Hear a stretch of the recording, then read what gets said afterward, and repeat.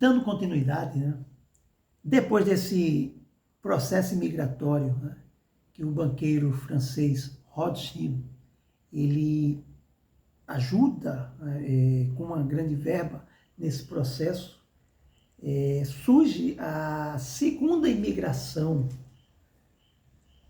Essa imigração aconteceu em 1904 e 1914, ou seja, aproximadamente período 10 anos, né, depois.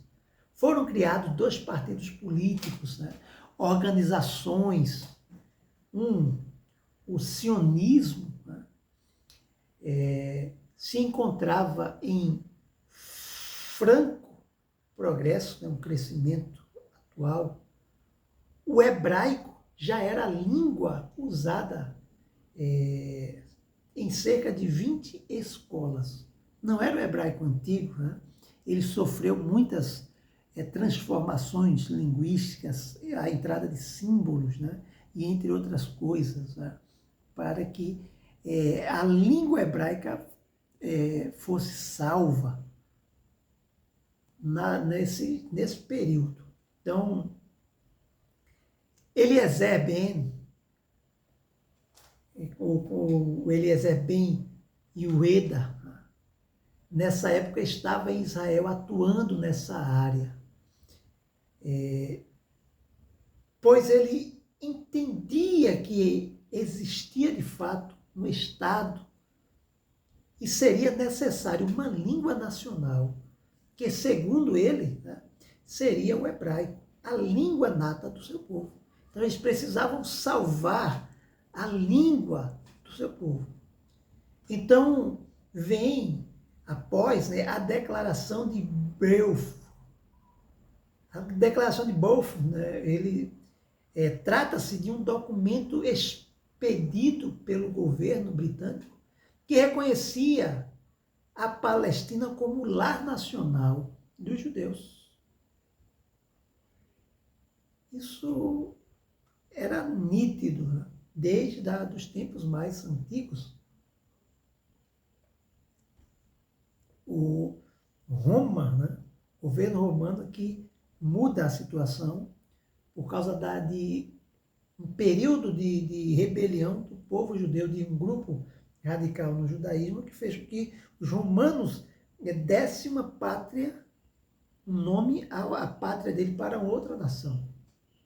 E devido a esses documentos, né, enviados ao governo britânico, mostrando a autenticidade histórica, que a Palestina era de fato o território nacional de Israel, território dos judeus.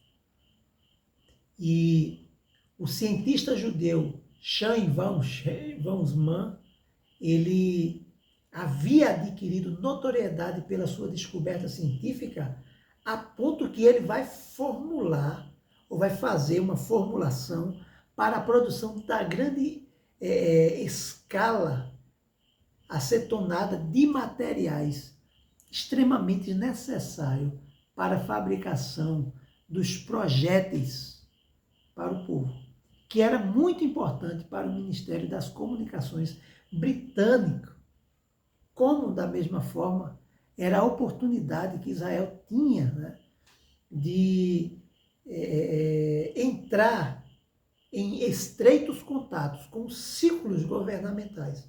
Ou seja, Israel estava entrando agora, tomando um corpo de uma nação, uma nacionalidade com território geográfico. Israel não tinha até então.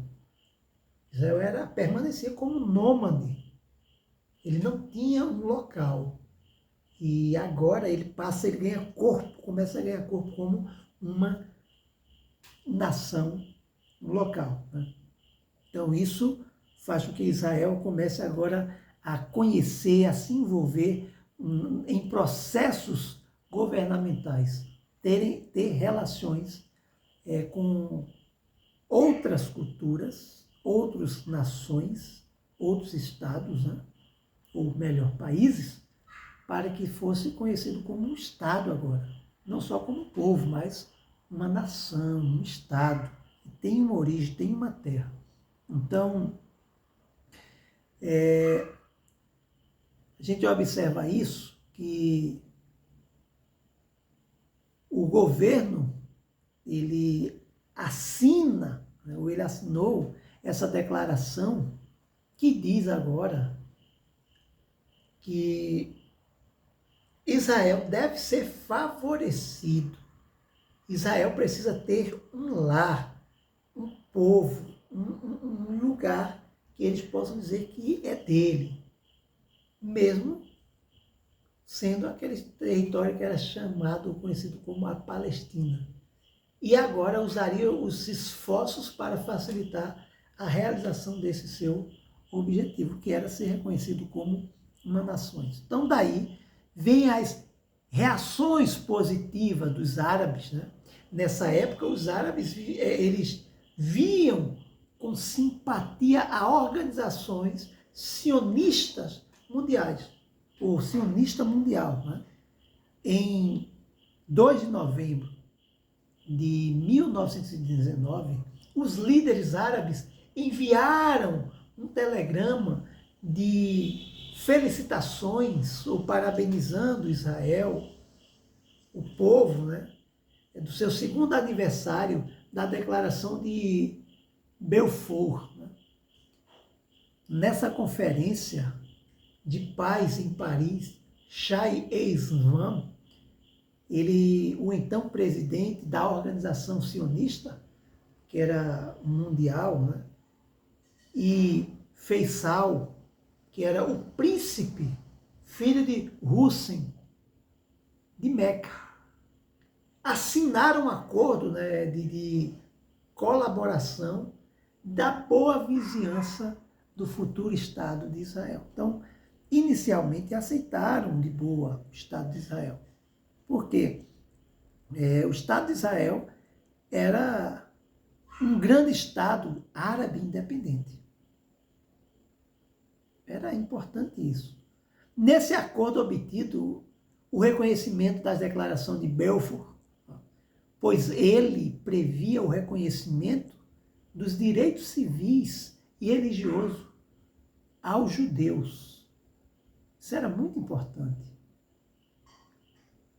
Por quê? Porque os judeus não tinham direitos religiosos.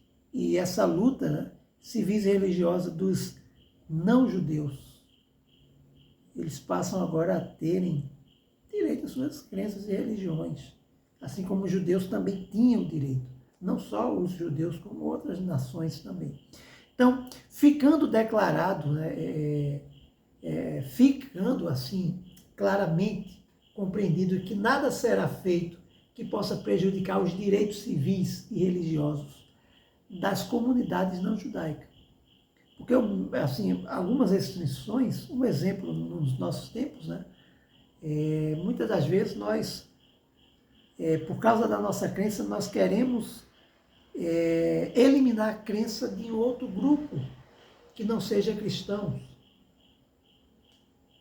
Isso faz com que nós passemos a querer dominá-la.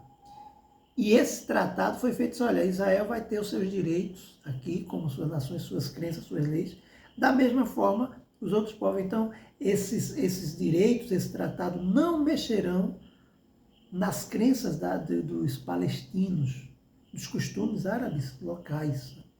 E até então era comum isso, era normal. Então, os árabes apoiavam os judeus, os árabes foi prometido ao Estado, né, um Estado, e, no entanto, eles, de fato, são 17, aproximadamente, os judeus que, assim com o tempo, querem exterminá-lo. Então, os árabes começam, com o tempo, ter dificuldades com os judeus. Shai Elzam, ele representava os judeus, e Emir Faisal representava o árabe. Então, em 1919, eles assinam esse acordo de reconhecimento de direitos nacionais entre os povos árabes e judeus, mas a ascensão de Ashad e Hussein, no período de 1920, pôs o fim às esperanças entre as pazes, né, de árabes e judeus. E começam os conflitos daí, então. Então, o Estado de Israel é declarado, né, ele traz uma declaração de independência de outras coisas, né? Então, nós, o termo comum, nós estenderemos as mãos da amizade, da paz, da boa vizinhança a todos os estados que nos cercam e os seus povos e os convidam a cooperar com a nação judia independente para o bem comum. Então, o Estado de Israel, o Estado pronto para colaborar com o seu progresso no Oriente Médio, isso a gente observa, né? A mão estendida que foi oferecida na época, no meio, assim, na época de intensos conflitos de 1948. Então, o Estado palestino existe. Interessante que a gente observa, né, que a Jordânia é a antiga região bíblica de Moabe, Amnon e das suas tribos e meia de Israel. Ruben, Gade e meia tribo, Manassés, ou seja, da Transjordânia ou Palestina Oriental, o lado ocidente do Rio Jordão, o Estado de Israel, juntamente, né, com o lado oriental, que é o reino de Hamshet-Mita, que é da Jordânia, formam o que ao longo da história foi conhecido como a Palestina. A região que compreende hoje, né, Israel é Jordânia, e Jordânia, né, era de fato conhecida como a Palestina. Conhecida como a Palestina, certo? Então, no período de 132 depois de Cristo, a edição de 1910 da Enciclopédia Britânica chama, né, toda essa região de Palestina. O Rio Jordão marca uma linha de delimitações entre a Palestina ocidental e a oriental. Isso significa que quando a Transjordânia se tornou Jordânia, em 1946, surgiu o Estado palestino dos árabes. Ainda hoje, 70% da população jordaniana são palestinos. O jornal de Jerusalém, ou a língua, né, jornal israelense de língua inglesa, ele era antes de 1948, chamado de The Palestine, que seria a Palestina, The Palestine Post, né? Assim, Israel seria o Estado palestino dos judeus. O rei Abdul I, avô do rei Hussein, quis dar o nome de Palestina ao seu país, mas designoado por seus conselheiros britânicos, que surgiram o nome Jordânia. Então, em homenagem à Palestina, iria receber esse nome, alegando, né, que esse nome acentuaria o poder do rei sobre duas margens do Jordão. E a ser o nome Palestina fosse dado ao país talvez não houvesse necessidade de se criar mais um Estado palestino. A Palestina de Youssef Arafat, né, que é o Youssef Arafat, é de dizer, ou a não dizer de Moshe Alman, um Estado sanduíche entre a Palestina dos judeus e a Palestina do árabe. Então, o Estado do sanduíche seria essa ideia que é um pressionado pelo outro e algo no meio. E daí a gente observa a criação da organização Libertação da Palestina, que é a criação da OLR. Ela foi criada inicialmente pelos países árabes como instrumento para exterminar o Estado de Israel. A ideia, de fato, é varrer do mapa mesmo Israel. E essa organização assumiu o comando. Arafat era o integrante do exército republicano árabe, ou da República Árabe Unida, que é chamada de Emirados Árabes Unidos, que é o Emirados Árabes Unidos, ou a União dos Países Árabes, ou os Estados Árabes.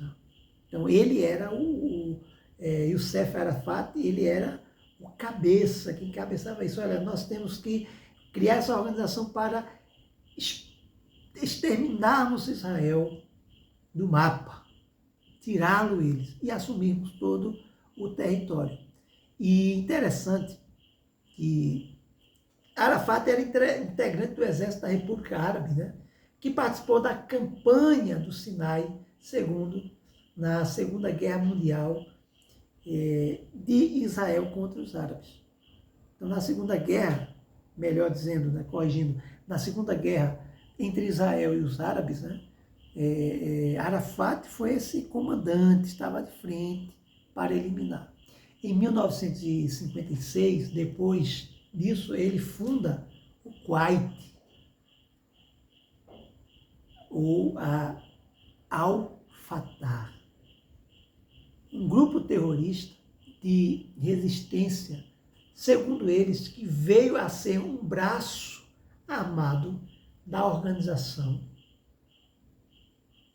OLP, né, que é a Organização para a Liberdade Palestina, e em 1970 disse que para ele a paz é o extermínio de Israel.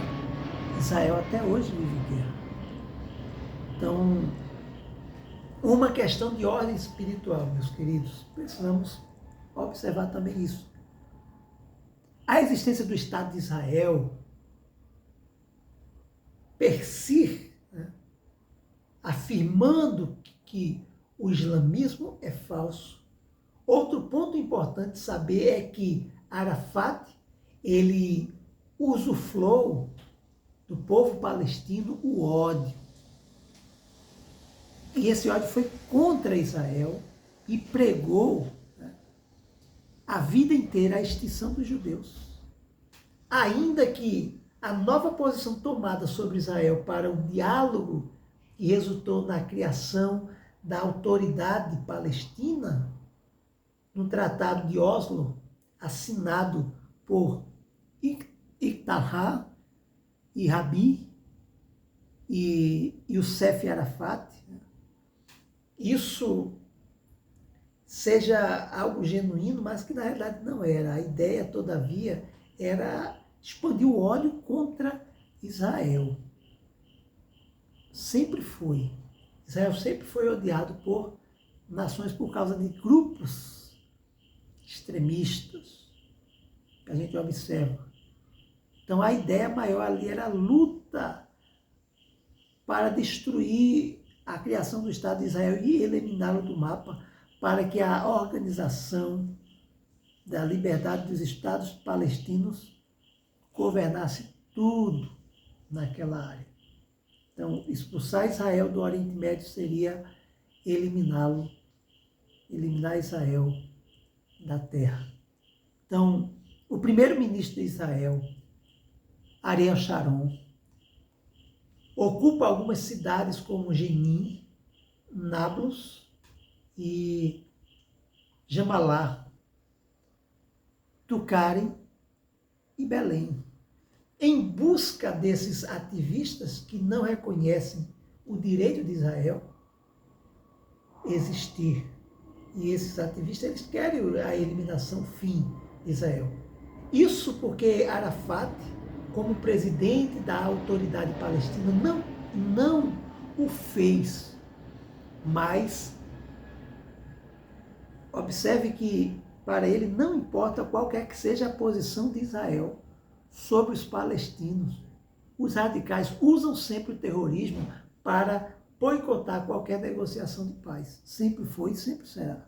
A gente observa nos dias atuais, estamos observando. Então, meus amados, nós concluímos aqui essa nossa aula e dividimos essa última aula em duas partes, devido à extensão do assunto e do capítulo. E vocês terão acesso aos vídeos. Escutem. Ao fazerem a prova, observem bem as perguntas, leiam a apostila. Vocês tirarão uma nota excelente. Que Deus abençoe. Que Deus nos dê uma semana de bênção para todos nós. Então, lembrando que Deus levantou Israel através de Abraão, levando em situações de crise para o Egito. Eles passam 430 anos no Egito, saindo do Egito, passa pelas mãos dos assírios, babilônicos, persas, gregos, sírios, romanos, bizantinos, árabes, turcos, ingleses e entre outros povos. Israel passa pela Palestina e encontra o seu lar. Deus também nos chama. E onde saímos? Para nos levar para uma mansão celeste, uma vida com Ele em uma eternidade. Que Deus abençoe. Finalizamos a nossa aula de geografia. Daí então você terá acesso às provas. Faça a prova. Você terá uma semana para fazer sua prova. Faça ela. Observe bem, leia, releia as perguntas, assista as videoaulas e leia a apostila. Deus te abençoe, Deus te dê paz em sua vida, em sua jornada. Forte abraço.